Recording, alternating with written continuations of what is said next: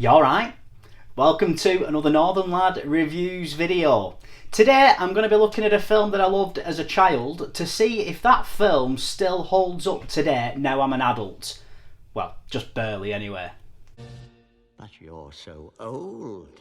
This series is called Nostalgic or Not, and the film I'll be reviewing today is Street Fighter. Let's get ready to rumble!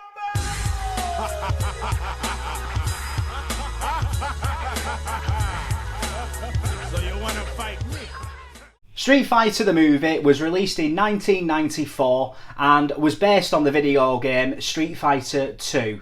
Street Fighter 2 was one of my all-time favourite games growing up. I played it to death. I put hours and hours into it, usually putting hours into it just to get beat by Sagat over and over and over again. I hated him, the bald git.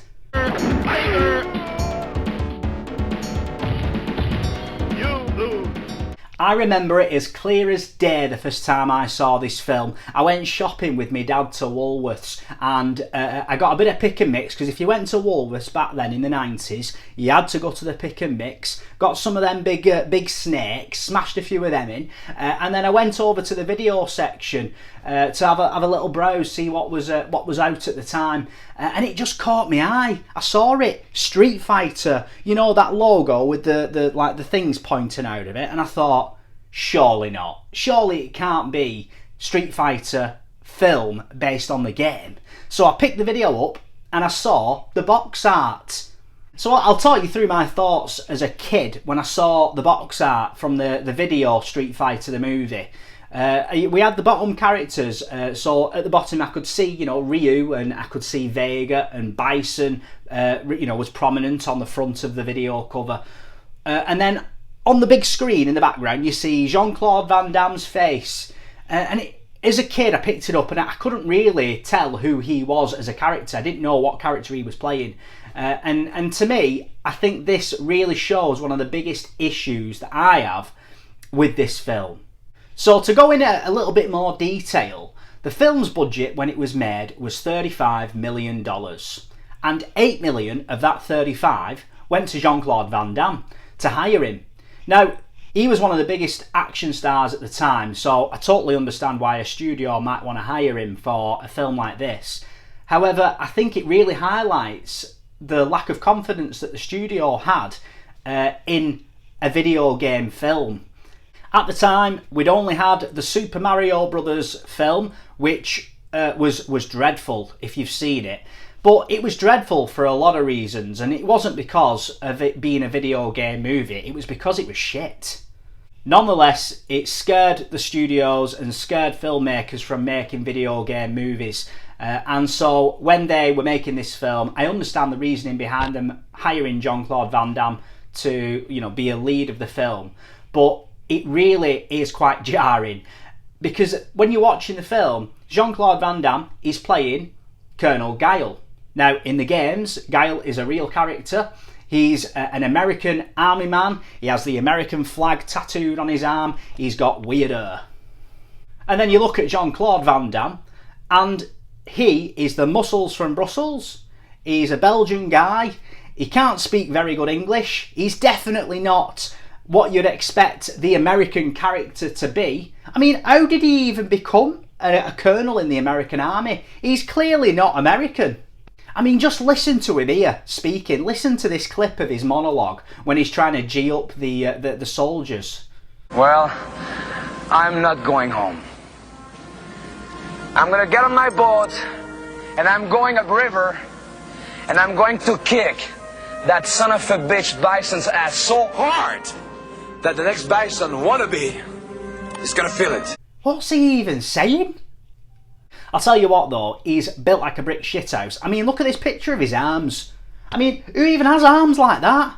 That surely's not healthy. I mean, what's he been bicep curling? A house? Starring opposite Van Damme was Raoul Julia. Now, for those of you who don't know, Julia was a classically trained theatre actor who transitioned to film and had some big film roles, most famously probably as Gomez Addams in the Addams Family films, which is one of my favourite kids films. We always stick it on at Halloween time, and he's fantastic in that. This was very unfortunately one of Raoul Julia's final performances. Throughout this film, he performed very, very unwell. He was very sick, and he was in fact dying from stomach cancer at the time during the filming. It's quite interesting when you read up on what he had to do for the role. Initially, he got the role because his kids were big fans of the video game, so he really wanted to do it for them, which is really lovely. Amazingly, Raoul Julia wasn't an action star, and he hadn't been in many action films. Now, this role must have been a very physical role, and he did a lot of his own stunts, and you can see when you're watching the film when he's like doing the flyings, there's like a bit where he's doing a flying scene like in the fight. It's him doing that, and he was very, very ill at the time, I think watching it, he does look a little bit fragile at times. Apparently when they were filming this, they had to film the action scenes before they filmed the talking scenes. Now usually in a film they film the action scenes last because it gives the the director and it gives the stuntmen time to learn the action scenes, but because he was so fragile and he was losing weight quite rapidly, they had to flip the schedule and film the action scenes first. Which is possibly why the action in this film and the fighting maybe isn't as great as it could have been. It's a little bit sort of, I don't want to say bland, but it was a little bit like toned down. But credit to Raoul Julia. I mean, he did a lot of his own stunts, like I said, and he was really good in this film. The one thing about having an actor like Julia in this kind of film, in a position where he's in a role that he's not used to, he's not done a lot of action films, doesn't matter at all, because his acting ability, the writing of the film, the writing of his monologues specifically, I can't imagine would have been as good with any other actor. The fact that Julia came into this role and he was bringing so much gravitas and so much electricity to like his monologues, to his acting, it was a cut above all the other actors. Not saying that any of the other actors were particularly bad. They weren't for the most part. I thought they were alright, especially for an action film like this. But stand them against Raoul Julia bringing his A game, and yeah, he looks completely just out of place in his amazingness. Carlos Blanca will be the first of many. They shall march out of my laboratory and sweep away every adversary, every creed, every nation, until the very planet is in the loving grip of the Pax Bisonica. And not only did we have a huge action star in Van Damme, but we also had a big action director who was hired for this for the directing of this film. Stephen E. D'Souza had directed massive action films in the 80s, my favourite of which was Die Hard, which is my all-time favourite Christmas film. And if you think it's not a Christmas film, fight me. Thanks for the advice. So I think it showed having a sort of experienced action film director hired into the film. It really showed in the big action set pieces, the explosions, and the scenes where they're on in the boats in the water, and the big soldier scenes and all that sort of stuff. I think that was all really good. The fighting, however, that left an awful lot to be desired. And I did a little bit of research as to why the fighting's so pap in this film, and it turns out there is an actual reason for it.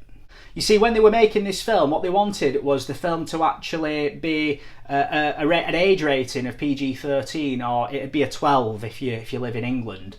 And the problem with that is when you have a fighting film, like a film based on fighting, it means that the action has to be really toned down, like for kids basically. There can be no violence, practically no blood, and they actually, funnily enough, they overshot the age rating, or should I say they undershot it, because they went for a PG-13 and they ended up getting a PG rating initially. So when you watch the film, there's a scene where Jean-Claude Van Damme has to say the word shit. And the reason he says that word is just to bump the age rating up. So that's how toned down it was. I think it's absurd that when people, and specifically studios or filmmakers, try to lower the age rating on a film. Just for me, you just make the film natural to what you think it should be. Whatever your image is of that film, then just make it how you want. And then if it's good, people will watch it. Don't be trying to make it for a certain age group. The perfect example of a film doing this properly is Deadpool. They tried to make Deadpool years ago be family friendly and kid friendly, and it didn't work. Then they made the Deadpool film and they made it R-rated how they wanted to do it, with with no holding back, and look how well that did. Oh, I'm touching myself tonight. The other area of the fighting that really suffered as well was the lack of special moves from the game being put in the film. Now, if this film was made today, I would imagine they'd have all of the special moves in. But this film had very few in. The ones it did have were like little versions of the special moves. I mean, look at Ken here. What's he doing? He does an uppercut and then a little pirouette at the end. Yeah, that was not a good area of the film at all.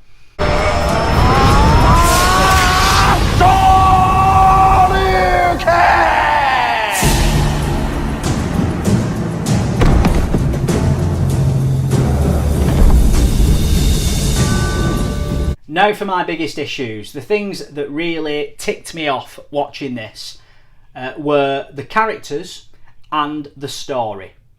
And I mean, I'm no expert, but they're pretty big areas to cock up on a film, aren't they? So let's start with the story. When they were making the film and they were writing it, they didn't want to have a tournament-based film. I think, there was a lot of tournament-based films in the 70s and 80s, and they didn't really want to do that. They wanted to move away from it, which, in hindsight, they probably could have got away with doing a tournament film, much like Mortal Kombat. That did quite well. In fact, it did really well in comparison. So it probably, in hindsight, might have been a better idea to do a tournament film rather than adapt the film into what it became. And I totally understand why they might have struggled to write a story for this film, or a good one, because at the time the video game Street Fighter 2 didn't have much of a story. The only story you had was at the end of the game, when you won the game with a character, you'd get a little cutscene with whatever they did after they beat Bison.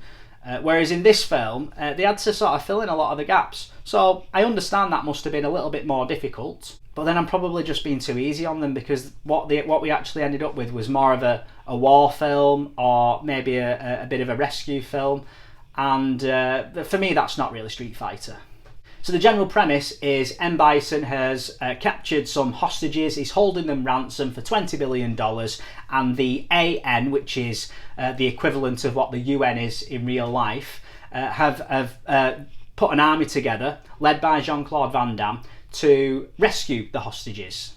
And then you've also got a lot of side characters doing things as well. The side characters, you can tell the studio has just told the director and the writer to throw in as many Street Fighter characters as you can. You can just, it's so apparent, because a lot of them are just standing round and doing nothing, really adding anything to the film. And then the characters. Now, the issue with the characters is quite straightforward.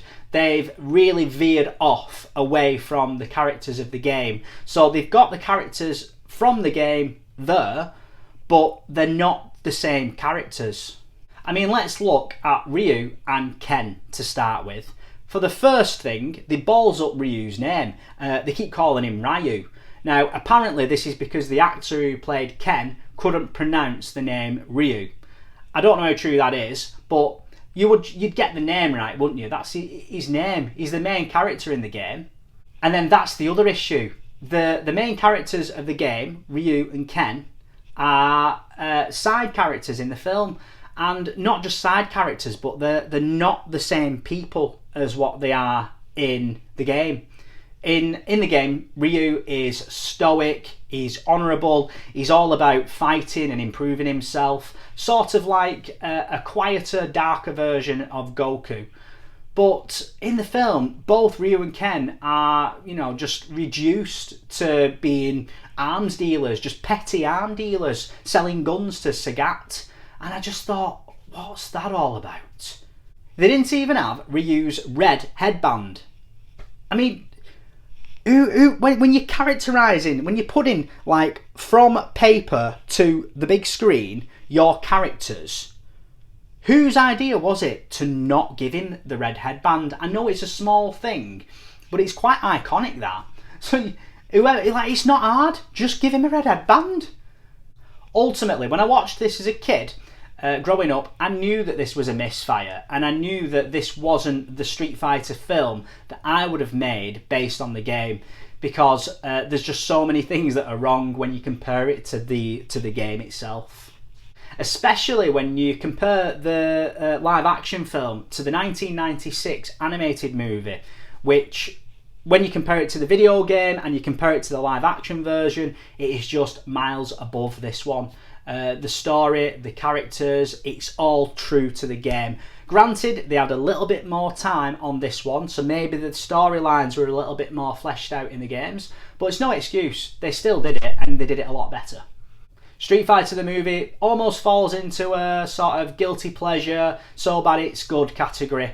And if Raoul Julia wasn't in this and bringing his A game, I actually think it would be really bad, and I probably wouldn't be doing this review today, but his performance alone elevates this film above what it should be. And funnily enough, I don't know if you know this, but it's not the only live action Street Fighter film. There is one, another one, and it's a lot worse. A lot worse. And that's it for today's video, everyone. Thanks very much for tuning in. Pop down in the comments below and let me know what your favourite film is that's based on a video game. And don't forget as well, if you've enjoyed this video, to like and subscribe to the channel. Thanks very much, everyone. Ta-ra for now.